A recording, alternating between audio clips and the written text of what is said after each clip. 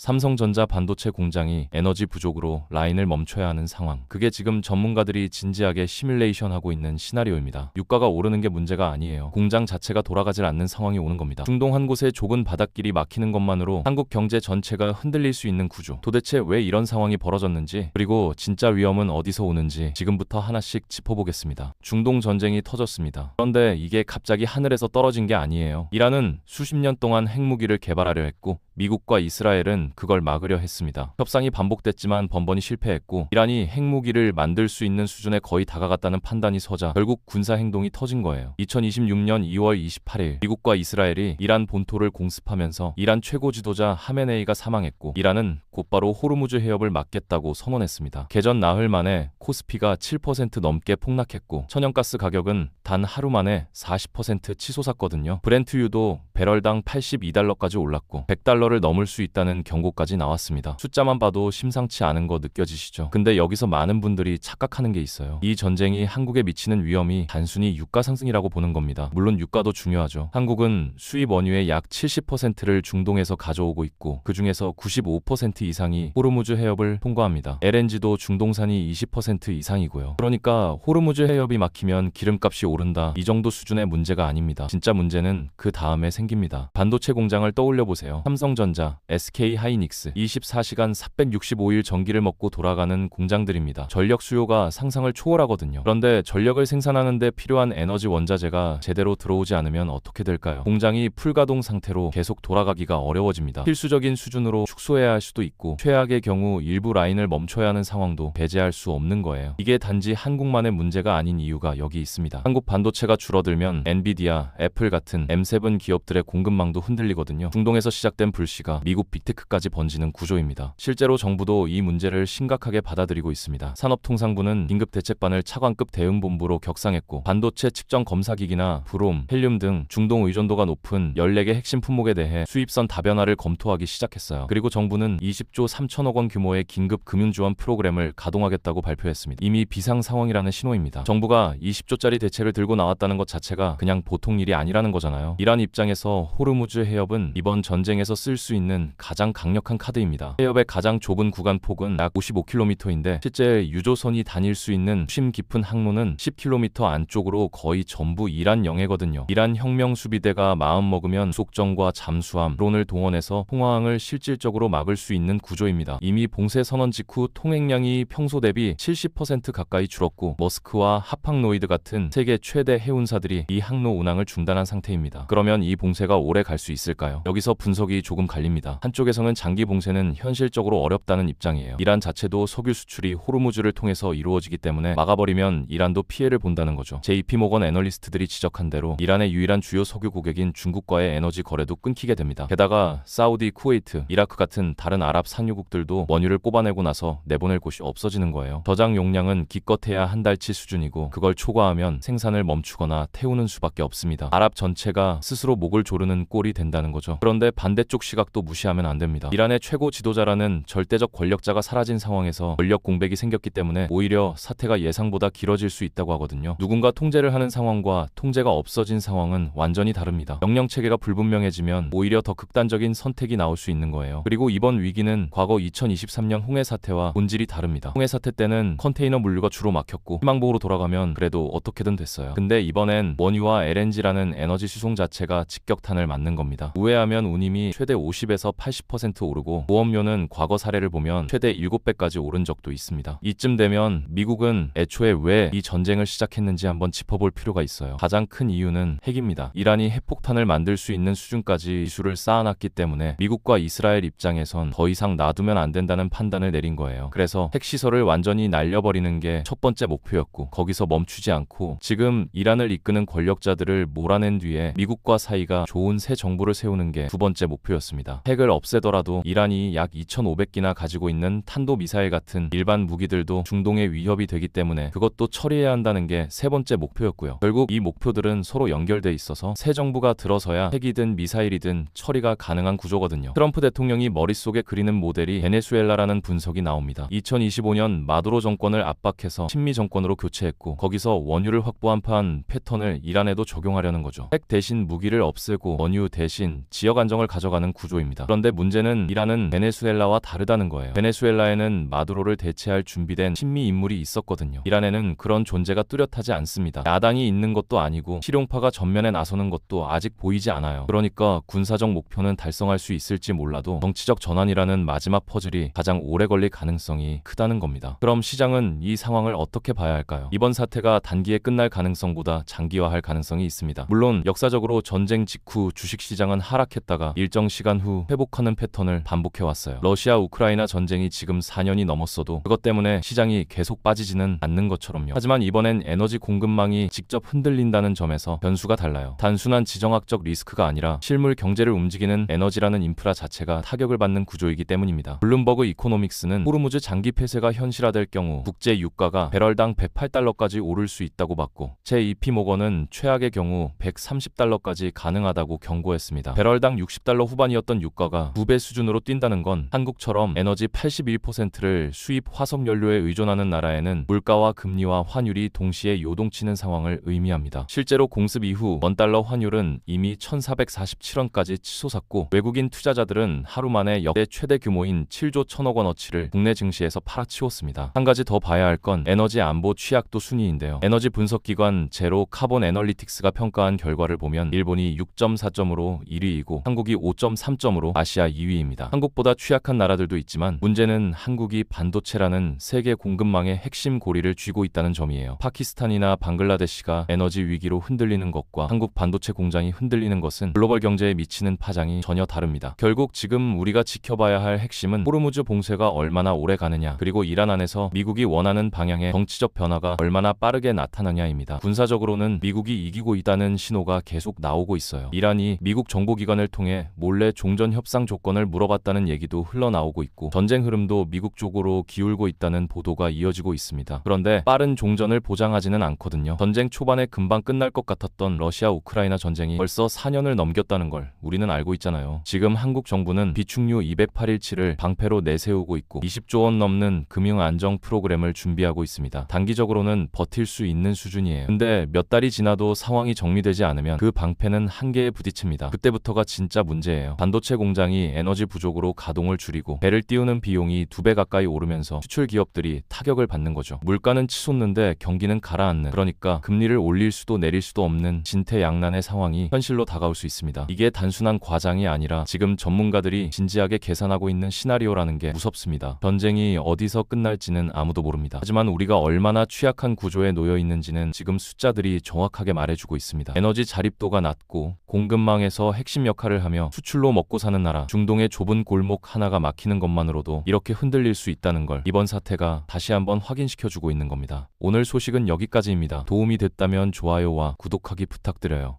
그럼 다음 영상에서 뵙겠습니다.